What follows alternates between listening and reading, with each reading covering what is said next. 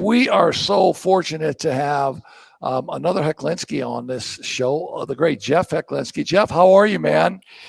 I don't know if I'm great, but I appreciate you guys having me on. I'm just another squirrel in this world sometimes. You know what I'm saying? No, you are not a slap. You are. I'm just going to be the first to I tell didn't you. say slap. I, You I you said said a squirrel. squirrel.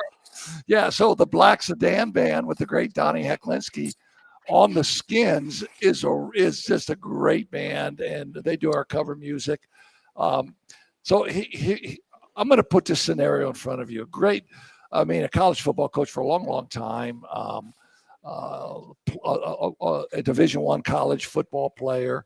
Um, Played in the Arena League before you got hurt, but I think this is true, and I'm just going to throw this at you. I love Marcus Freeman. I think he's a great coach. I think he's a great recruiter.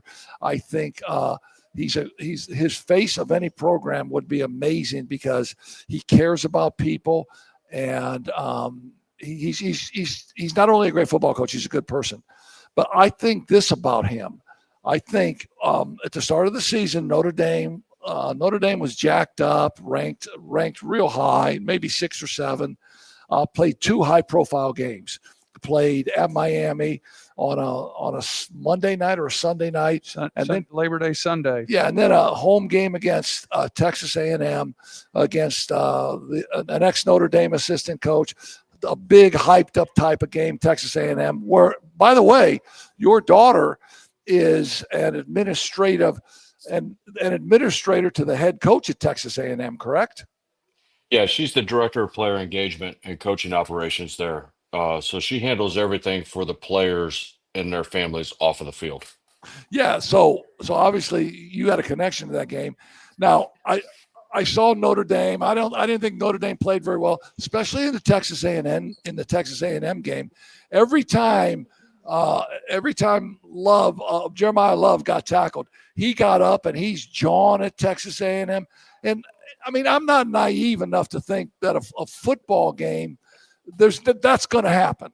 I mean, people talk stuff all the time, but it was all the time for Jeremiah Love.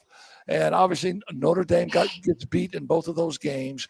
Now, whether by happenstance or just the way the schedule falls or just the way it is, Notre Dame's 0-2.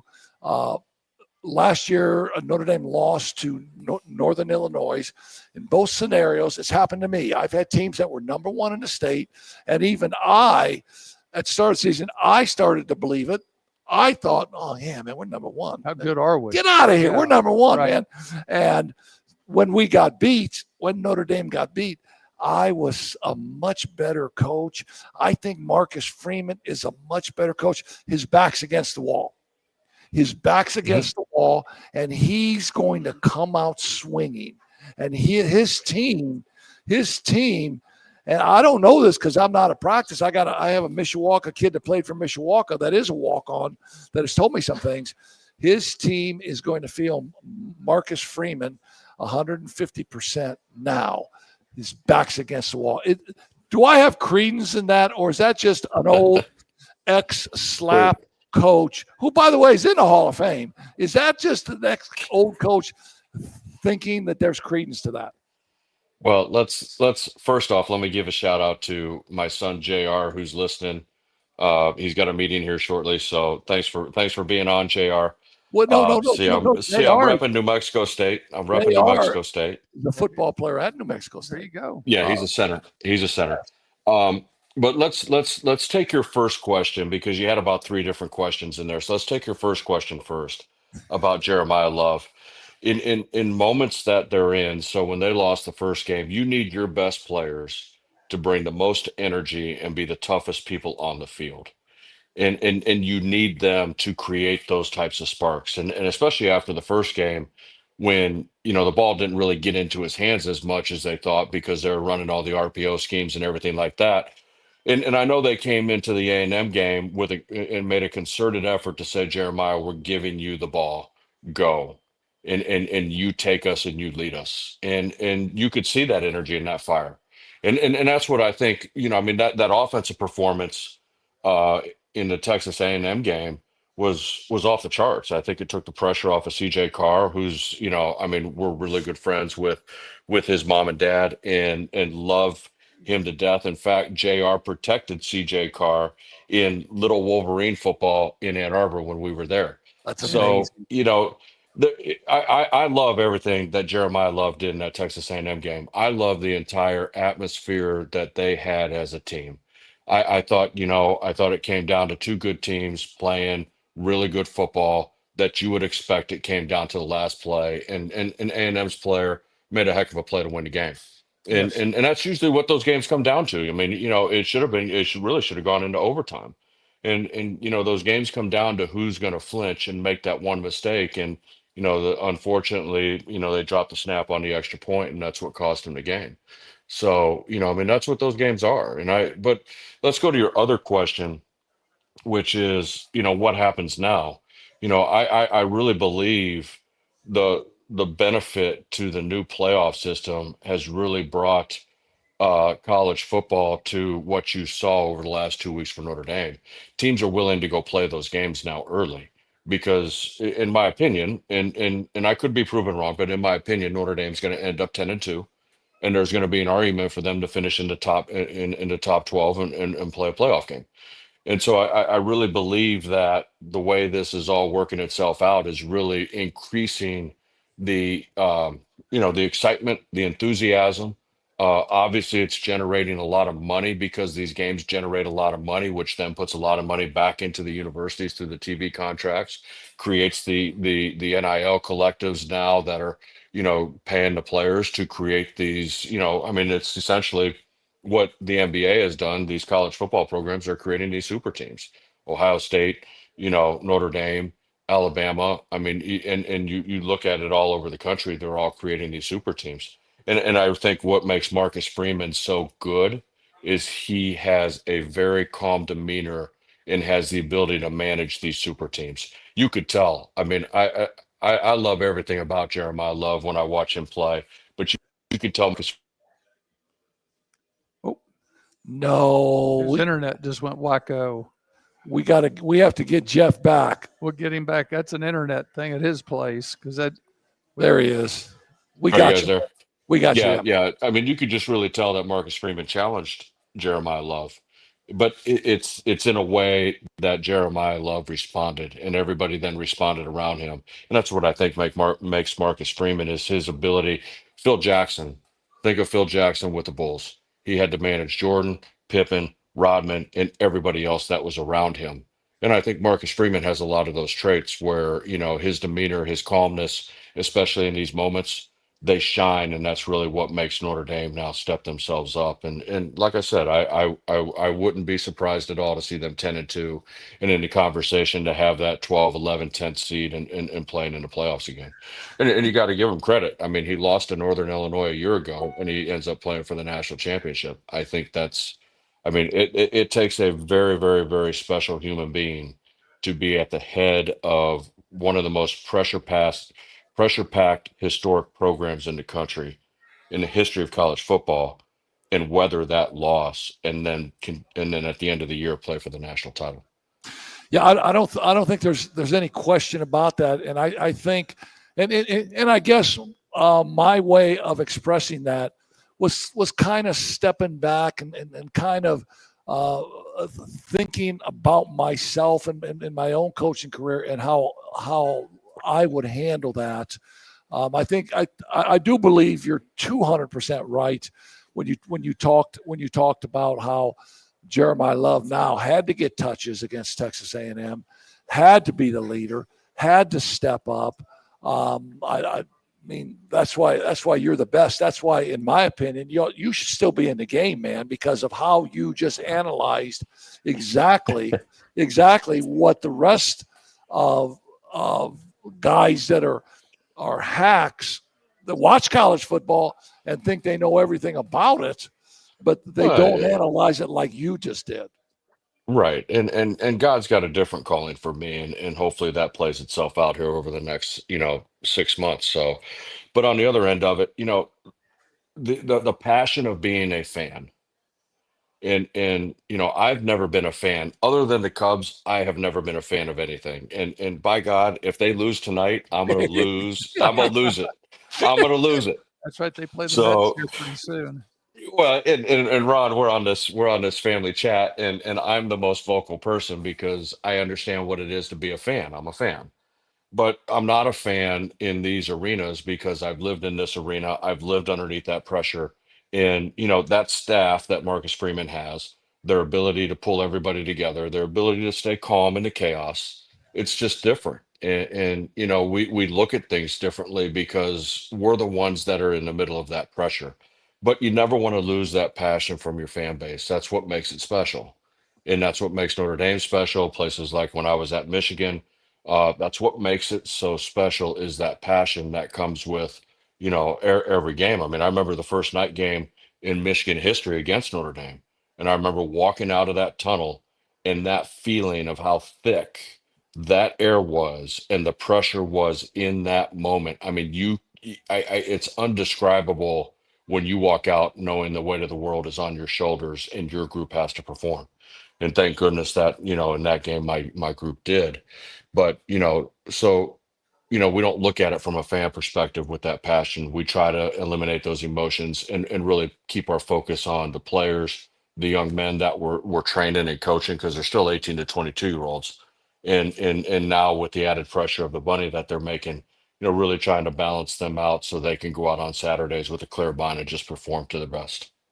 Yeah, that is such an intelligent and a great way to look That's at true. it, right? One of the things I was going to mention, don't you think that now that the position Notre Dame's in, it's turned these last 10 games into as close to a playoff situation as they could be as far as preparation, because they know if they lose, then the playoff dream is pretty well gone if they go to 3 losses. And I think a lot of that might have played out from last year in the same situation. They knew they pretty well had to win out. And so when they did get to the tournament, when they did get to the playoffs, when they got ready for IU, when they got ready for the other games that they had to play, they'd been there, done that. And it wasn't anything new to them. They just had to maybe step it up just another couple notches instead of jumping 3 or 4 notches on the ladder to get ready. They only had to maybe go 1 or 2 notches. Right. And I think, that is an added benefit. At the end, we used to always talk about it at Michigan. We're relying on the power of Notre Dame, or we're relying on the power of the Block M in Michigan in order to supersede everybody else when it becomes even. And you always have that. I mean, that is true. I mean, I don't care what you say. People want to see Notre Dame, Michigan, Ohio State, Alabama. They want to see these blue blood teams, right, wrong, or indifferent. That drives things. And so if Mm-hmm. they can get to 10-2, and now it comes down to that 11th and 12th spot, and it comes down to somebody who maybe deserve it. When I was at Ball State in 2008, and we went 12-0, and we were 11th in the country, we deserve to be in those conversations. Now, were we ever going to get there? No, because there's too many teams ahead of us that have too much history. And I'll tell you another thing, and I think you watch how many teams. You look at Miami with Carson Beck. They brought in a championship quarterback, paid a lot of money for him, and they're doing what they should be doing. That's what you expect. There are a handful of teams that chose to build their programs around young quarterbacks that haven't played before. Notre Dame being one with CJ Carr. Michigan with Underwood, Alabama with their player. There's probably a handful between 12 to 10 teams that are those top blue blood teams that are doing that. I think Notre Dame's done maybe one of the best jobs in the country of developing a CJ Carr into being able to play in those environments in those games and put that team in a position to win. And that's important because that's only going to pay benefits as he comes through the season as long as he can stay healthy, knock on wood. By the time they get 3, 4, 5, or 6 games in, he's going to play like he's a third year vet, just like Carson Beck is. And now they have the ability, they've had the ability to use their money to put players around him that can benefit him in those environments. So I'm really impressed. I tell you, as many people that look at it and say, oh, they're 0-2, you go on the road at LSU and you're in the middle of a fight. You come home against a really good Texas A&M team, who I think is going to be in the talk all the way down to the end. So is LSU. I just think Notre Dame's in a great position to, really be right in the conversation at the end and really be strong going in. It's kind of like baseball, the Diamondbacks 2 years ago, they're the last team in, but yet they end up in the World Series. Yeah, and at the trade deadline, they sell, but they gel at the end, just Yeah, like the Guardians now. I mean, the Tigers, right. in the immortal words of 1946 Mr. Basketball, Jumpin' Johnny Wilson, the Tigers can't bust a grape. Now, The the the Tigers, Tiger or the Guardians had their top two pitchers, their closer and one of their starters get suspended for a gambling investigation, and now they're going to be in the playoffs. I mean, yeah, yeah, yeah, I really think as this comes together, Notre Dame's they're going to have some tough tests down the road, but they're built to win in those tests now, and they know who they are, and I think they've created that identity, and that's a credit to the staff. Offensively, it's a credit to Mike Denbrock. I know him; he's a really good coach, done a great job everywhere he's been, and it's a credit to Marcus and his vision and staying calm in the moment and not panicking because his players are going to respond to him. Indiana University, the real deal. But I tell you what, it's hard to argue.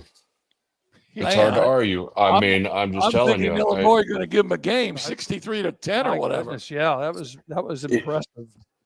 Signetti goes about it a little bit different way. But I think I call this, as I sit back and I look at it from the outside, this is kind of the Dion era. Dion Sanders, when he came into college football, really created the I guess the okay for coaches to have a voice.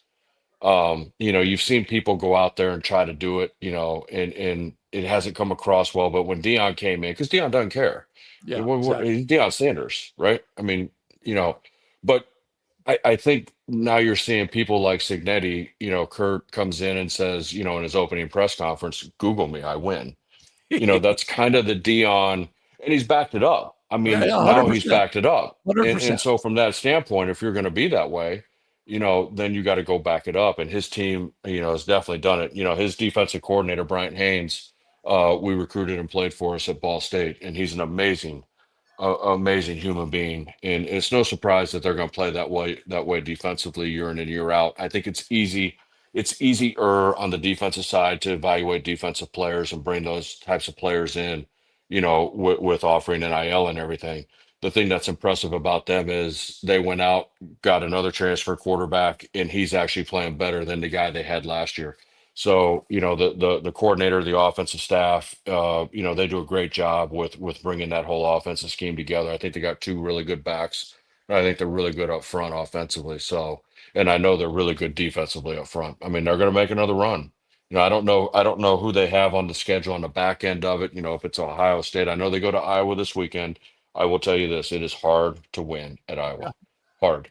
I've done it once as a player, never done it as a coach. It is just one of the most. It's one of the most. It's hard to explain because even average Iowa teams go undefeated at home. So talk about now your new venture into some virtual camps, maybe some virtual coaching with both athletes and parents. I think it's a phenomenal concept, and I think it's really really interesting. Talk about it a little bit. Well, I told you guys got a different path for me right now, and I really believe in our youth, in the development of our youth. One of the things I look at is, our young kids, middle school all the way through high school are really the future of our country, the future of everything that we're doing, and we need to invest more time into them. But I think it begins with the parents, the family, and the family structure. So what I've done is create a program that really focuses on developing the parents through, everything that the parents are experiencing from the youth level all the way through high school, and then how they come in behind and support their athletes and build their athletes, and then I build the athletes off the field. Then, through a complete system, journaling system on really life skills based on mindset, vision, self leadership, and discipline. And then we meet with the parents once a week. We meet with the athletes once a week, and now we really begin to bring them together so they're both moving in the same direction. And the whole key on the family structure is giving giving families and parents a sounding board, a trusted voice, a think tank type community where they can work through everything. So when they get into the heat of the moment, they can remain calm. The same thing we were just talking about, Marcus Freeman. Parents need to be able to do that too as you come through youth athletics. I mean, it is. I think one of the greatest things is that our youth are probably the most skilled they've ever been in any time, but one of the scariest things are off the field and emotionally, they're probably at their weakest point right now. And I think the same thing for the parents. I just think of everything we went through. Riley's the director of player engagement at Texas A&M, but she played college softball. Mikey's just coming off Tommy John surgery, but he's pitching at McKendree. And then JR's, redshirting freshman at New Mexico State University.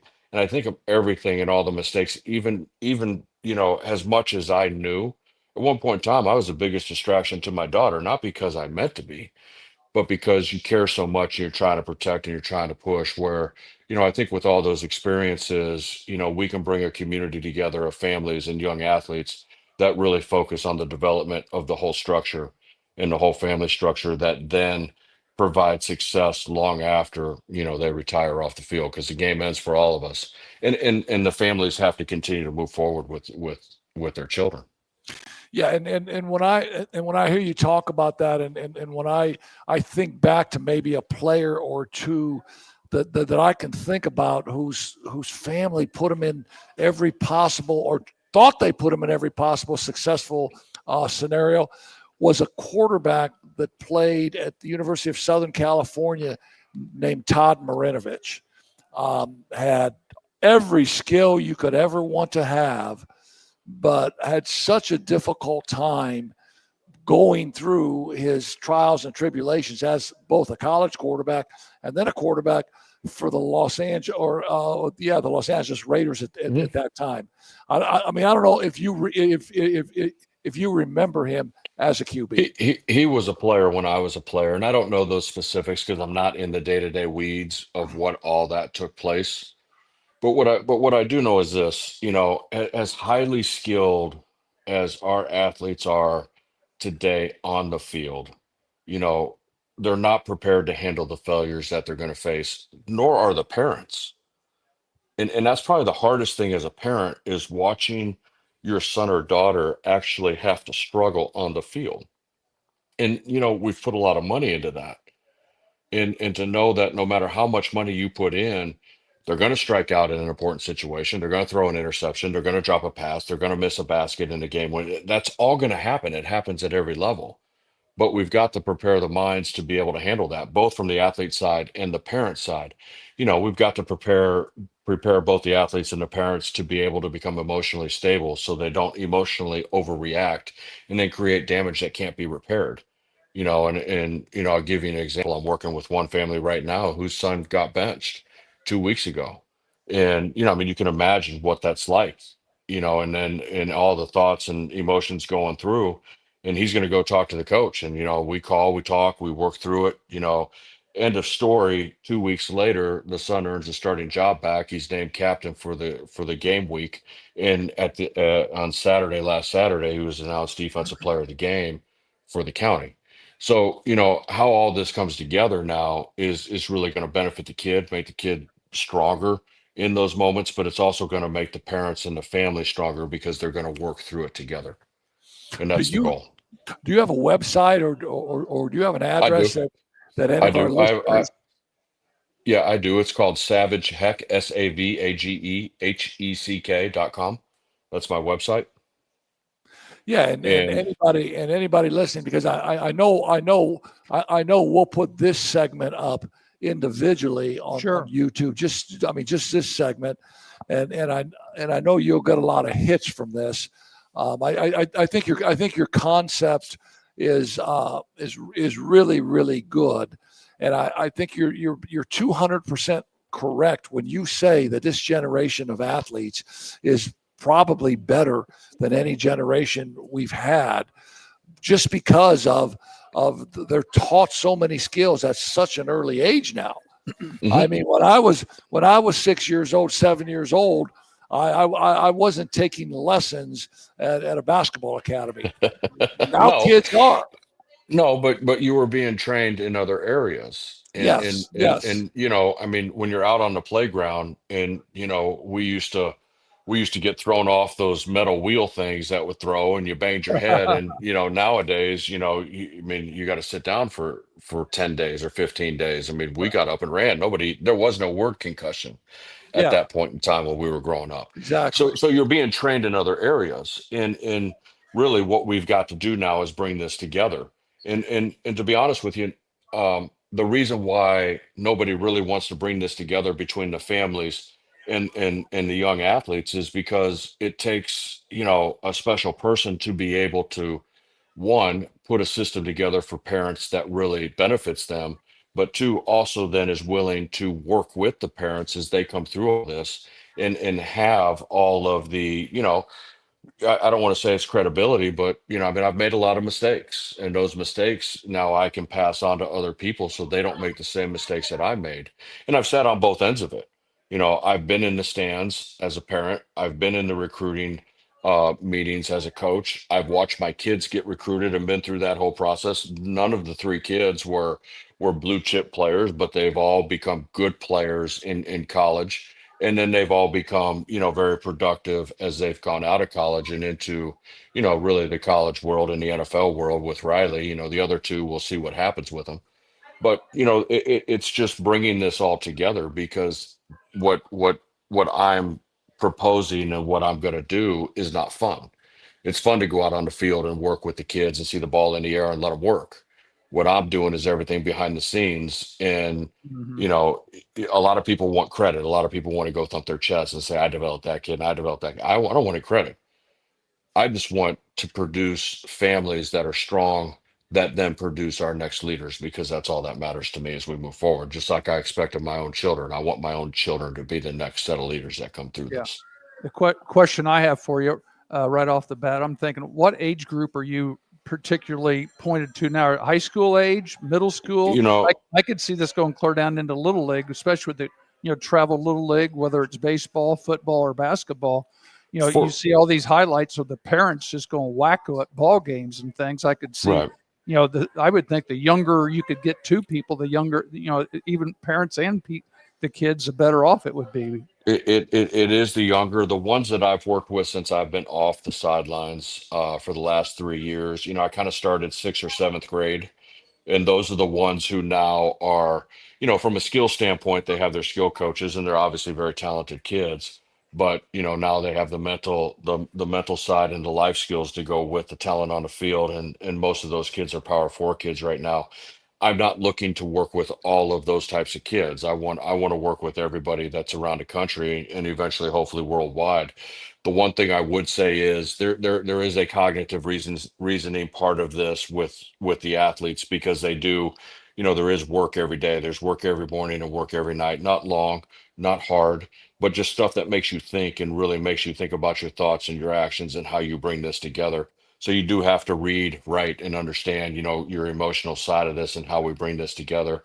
So I've really started at about age 10 and moving forward. I think age 10 is really a good age to where they're young enough that they really haven't started to form all those different mindsets and mentalities so they can really be molded.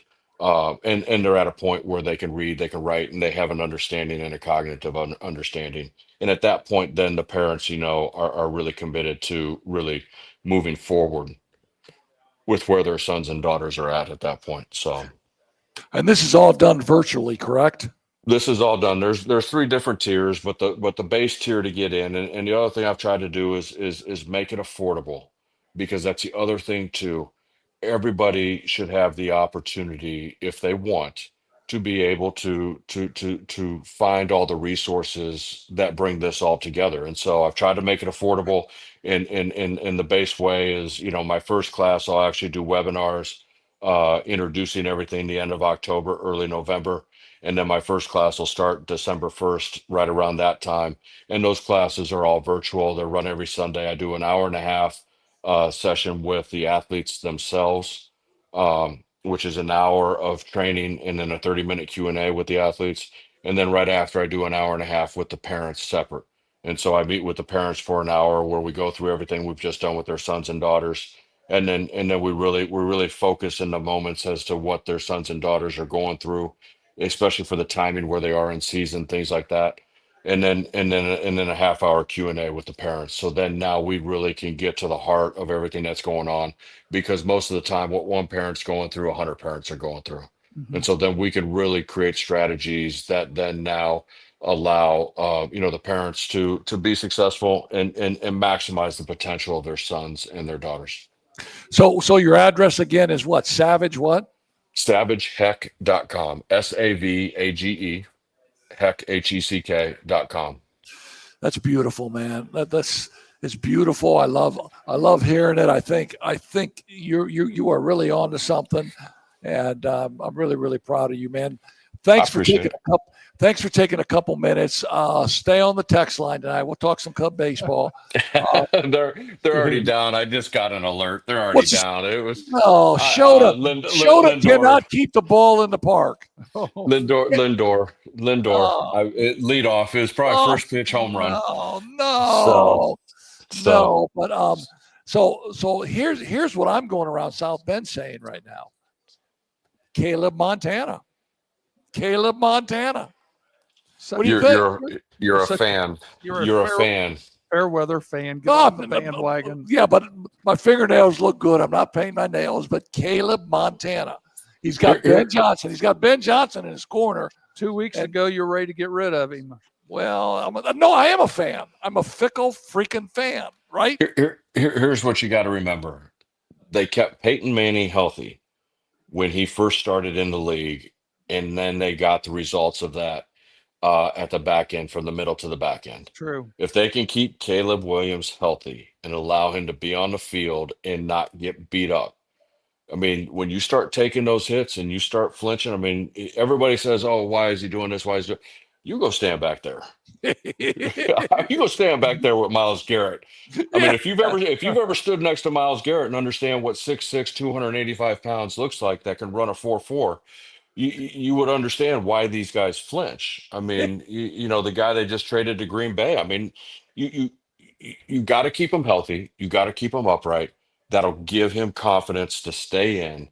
And once they gain that, I mean, Baker Mayfield, you and I were talking about the other day. It took Baker Mayfield 3 teams. Why? Because Tampa can now keep him upright and keep him healthy. Mm-hmm. And so now he has confidence. And I think Ben Johnson is the right guy to do that. I mean, obviously what he did in Detroit and what he did with Stafford. Is it Stafford? No, Stafford's in LA. It's who they traded. Goff. What he did with Goff, because they were really, Goff was on his last leg when Detroit got him. And so I think, you're looking at the byproduct of when you keep him healthy and you keep him upright. Those are the results that you get, and that's what they got to do with Caleb. So Hey, where's Russell Wilson going this week? He's now. Are they going to shop him around? No. Nobody's. No, I mean, he makes way too much money, obviously. Hey, you heard what Russell Wilson said. I want to stay here and I want to help the team. He knows where he's at in his career. And he also knows that if he wants to put himself out there like that, sometimes you don't want the answers to those questions. Good point. Listen, man. And I'll tell you, look what Kirk Cousins and Mike Penix, at Atlanta, if something happens to Dart, you got a great backup. The money's already spent, so you might as well just keep him on and have a good backup at that point. Hey, listen, man, I really appreciate you coming on and giving us some great insight, A, to college football, and then B, talking about your SavageHeck.com program. I'm going to see you in Alabama over Thanksgiving, man, and I'm really looking forward to doing that. You're the absolute best. Please appreciate you guys. Please give your children a hug for me. Tell your lovely wife I said hey, and I will. Thanks again. The great Jeff Hecklinski, man. You do the same with the fam, Ron. Thanks, guys. Appreciate you. Got you, man.